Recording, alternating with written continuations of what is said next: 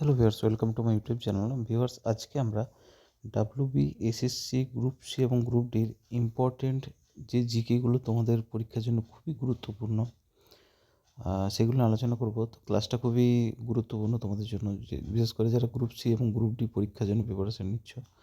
তো চ্যানেলে যদি নতুন হয়ে থাকো অবশ্যই চ্যানেলটাকে সাবস্ক্রাইব করে নেবে, নোটিফিকেশান বেলটা অন করে নিও। আর ভিডিওটি যদি ভালো লাগে অবশ্যই একটা লাইক এবং কমেন্ট করবে। তো চলো আজকে ক্লাসটা শুরু করছি।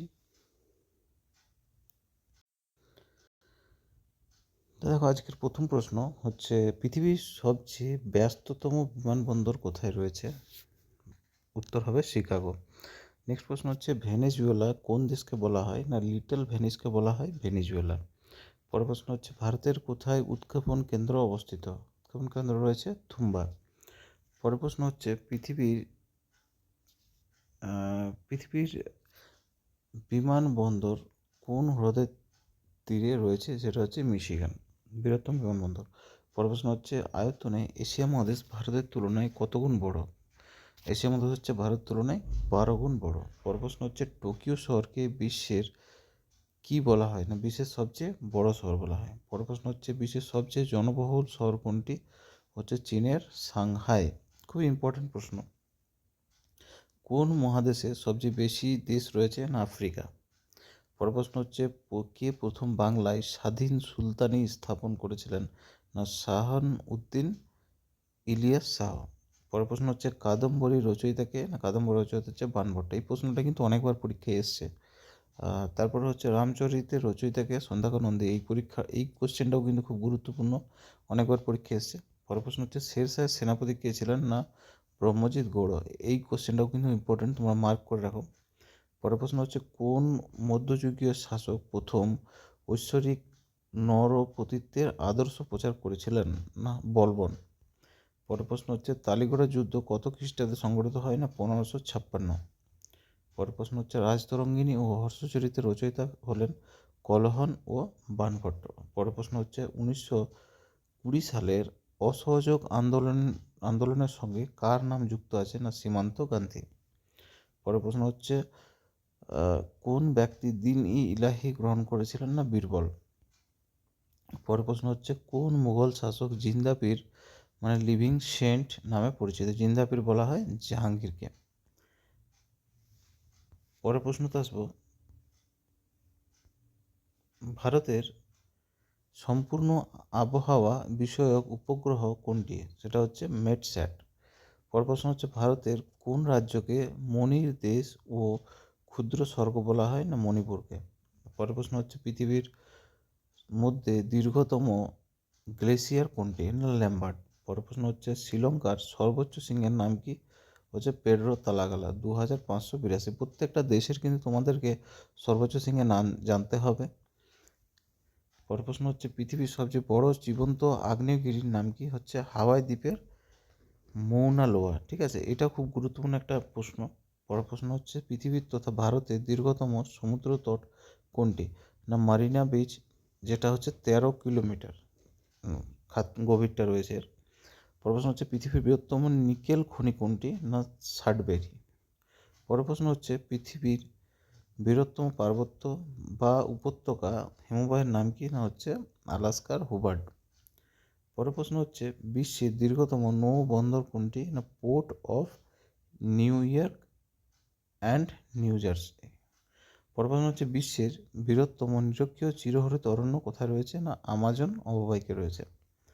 পরের প্রশ্ন হচ্ছে, অগ্নি ভি ক্ষেপণাস্ত্রটি কী ধরনের? না স্থূল থেকে স্থল।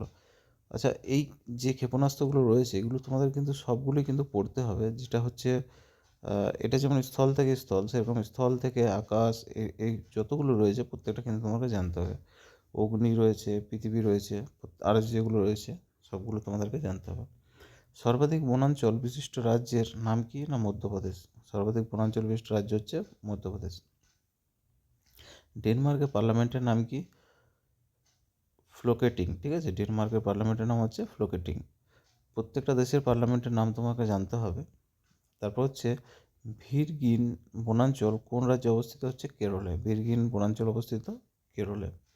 অমর্ত্য সেন কত সালে নোবেল পুরস্কার পান? না 1998 সালে। তোমরা কমেন্ট করে অবশ্যই জানাবে যে কিসের জন্য নোবেল পুরস্কার পেয়েছিল। পরে হচ্ছে যে বিশ্বের প্রথম চালকহীন বাস পরিষেবা কোথায় শুরু হয়েছিল? না লিওন, ফ্রান্সে। পরের প্রশ্ন হচ্ছে পীরপঞ্জাল কোথায় অবস্থিত? না জম্মু কাশ্মীর। পীরপঞ্জাল হচ্ছে জম্মু কাশ্মীরে। সচিন সিং কোন খেলার সঙ্গে যুক্ত? সচিন সিং হচ্ছে বক্সিংয়ের সঙ্গে যুক্ত। মধুবনী কোথাকার শিল্পকলা? মধুবনী হচ্ছে বিহারের শিল্পকলা।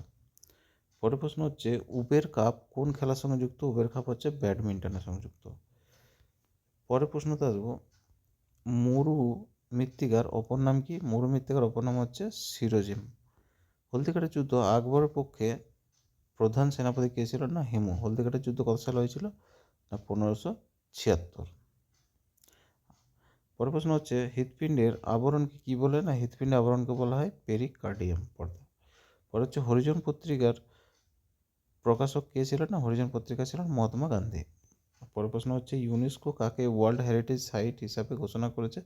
না দার্জিলিং হিল রেলওয়েকে।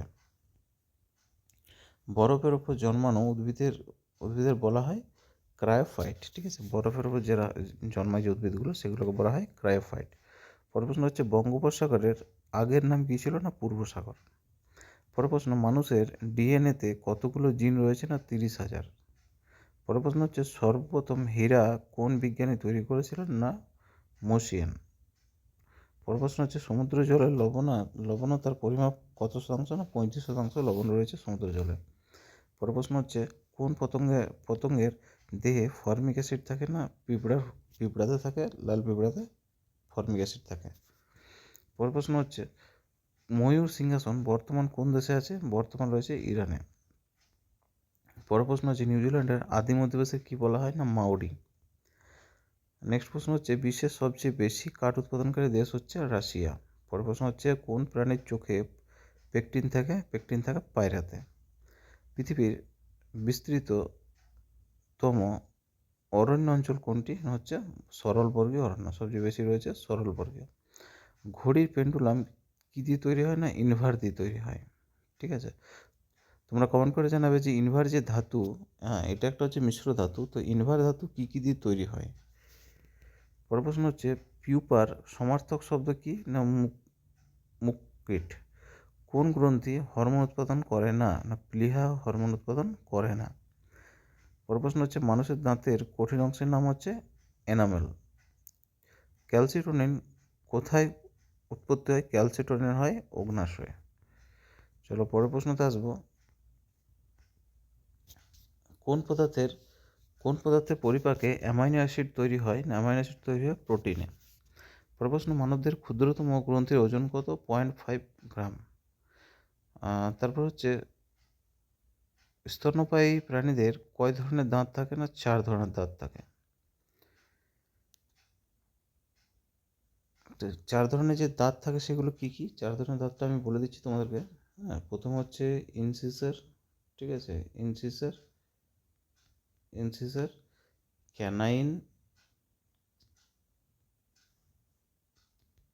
ক্যানাইন, তারপর হচ্ছে প্রিমোলার,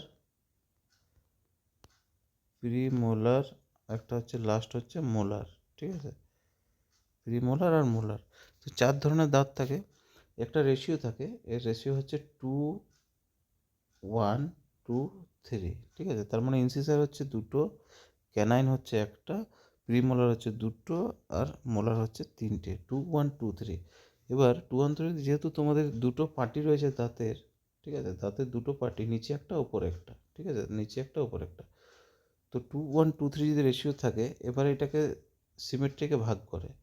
তো এইভাবে যদি ভাগ করো তো এদিকে হচ্ছে 2:1:2:3, এদিকেও 2:1:2:3, এদিকে নিচেও তাই উপরেও তাই। তো যে হিসাব করে যদি দেখো 2 × 1 = 3, 3 × 2 = 5, 5 × 3 = 8, 8টা হয়ে গেল। তাহলে লেফট 8টা, রাইট 8টা হয়ে গেল। তাহলে উপরে রয়েছে 16টা, নিচেও সেম 16টা, টোটাল তাহলে 32টা দাঁত। এটা রেশিও হচ্ছে 2:1:2:3।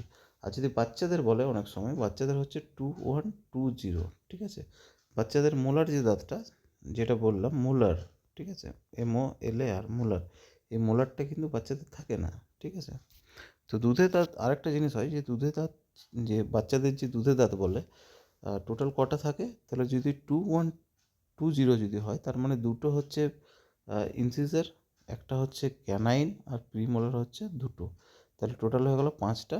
তাহলে 5টা মানে হচ্ছে তোমার যদি ভাগ করো, ডিভাইড যদি করো, 5টা হবে লেফট, 5টা হবে রাইট, তাহলে উপরে 5টা মানে নিচেও 5 5 হবে, তার মানে টোটাল হবে বাচ্চাদের দাঁত তাহলে 20টা হচ্ছে তোমাদের বাচ্চাদের দুধের দাঁত। তারপর দেখো মিউকর কোন উৎসেচক তৈরি করে, হচ্ছে ডায়াস্টেজ উৎসেচক। তারপর হচ্ছে কলেরা ব্যাকটেরিয়ার আকৃতি কেমন হয়, কমাকৃতি। পরের প্রশ্ন হচ্ছে রাজ্যের কোন বিল অর্থ বিল কিনা তা নির্ধারণ করেন, সেটা হচ্ছে বিধানসভার অধ্যক্ষ। ভারতের কোন রাজ্য প্রথম কমিউনিস্ট পার্টি সরকার গঠন করেন, হচ্ছে কেরল। পরের প্রশ্ন হচ্ছে পাবলিক সার্ভিস কমিশনে কতজন সদস্য থাকে, না 22 জন। পরের প্রশ্ন হচ্ছে রাজ্যপালকে কে শপথ বাক্য পাঠ করেন, না হাইকোর্টের প্রধান বিচারপতি। পরের প্রশ্ন হচ্ছে দরিদ্র দূরীকরণ এই উদ্দেশ্যটি কোন পরিকল্পনা কালে বিশেষ গুরুত্ব পায়, না ষষ্ঠ পঞ্চবার্ষিকী পরিকল্পনা। এটা খুবই ইম্পর্ট্যান্ট একটা প্রশ্ন, ঠিক আছে। এটা আর মানে এই যে দরিদ্র দূরীকরণ এটাকে বলা হয় গরিবি হাটাও, ঠিক আছে, গরিবি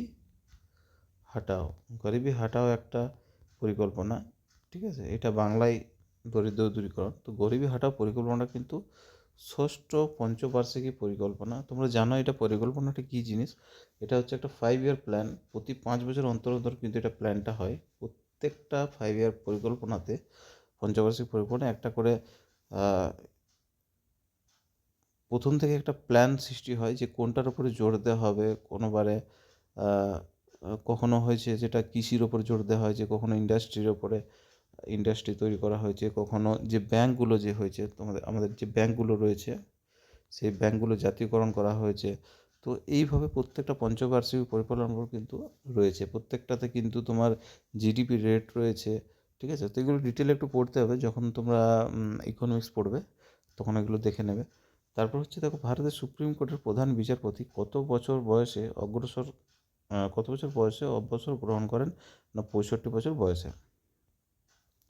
রাজ্যের বিধানসভার মন্ত্রী পরিষদ এবং নির্বাচিত সদস্যদের কে শপথ বাক্য পাঠ করেন, না বিধানসভার স্পিকার। পরের প্রশ্ন হচ্ছে রাজ্যের আইনসভার উচ্চকক্ষকে কী বলা হয়, আইনসভার উচ্চকক্ষকে বলা হয় বিধান পরিষদ। পরের প্রশ্ন হচ্ছে পশ্চিমবঙ্গে কবে প্রথম পঞ্চায়েত ব্যবস্থা কার্যকর হয়, না 1957 সালে ওয়েস্ট বেঙ্গলে। পরের প্রশ্ন হচ্ছে ভারতের কটি রাজ্য বিধান পরিষদ আছে, না 6টি রাজ্যে টোটাল বিধান পরিষদ রয়েছে। পৃথিবীর বৃহত্তম বন্দর হলো লন্ডন। পৃথিবীর সবচেয়ে ছোট দেশটির নাম হলো ভ্যাটিকান সিটি।